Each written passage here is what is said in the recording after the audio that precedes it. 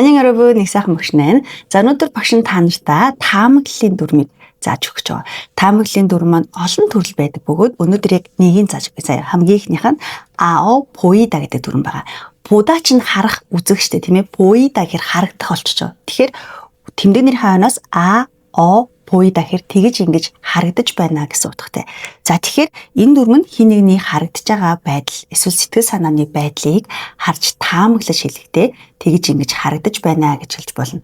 За эсвэл ямар нэгэн зүйлийн нөхцөл байдлыг гадаа хүйтэн харагдаж байна. Энэ ном сонирхолтой харагдаж байна гэх мэтлэн таамаглаж хэлэхдээ ао поида гэж хэлдэг байгаа. За жишээнүүдээ уншаад үзье л да тийм ээ. 이 책 재밌어 보이네요 гэж штэ. Энэ ном сонирхолтой харагдаж байна. амархан бас тий. Тэгээд 구두를 신으니까 키가 커 보여요 гэж хэлсэн юм. 구두 гэдэг маань дупл байгаа тийм ээ. Дупл өмсөн чи өндөр харагдаж байна гэж. Тэгэхээр тухайн зүйлийг нь таамаг гэхээс илүүтэйгээр бас харагдцыг нь хэлж өгöd шүү дээ тий. Өндөр харагдаж шүү гэд. За тэгээд 왜 이렇게 피곤해 보이세요? яагаад ингэж ядарсан харагдаж байгаа юм бэ гэж таамаглаж асууж байгаа хэлбэр болчихно.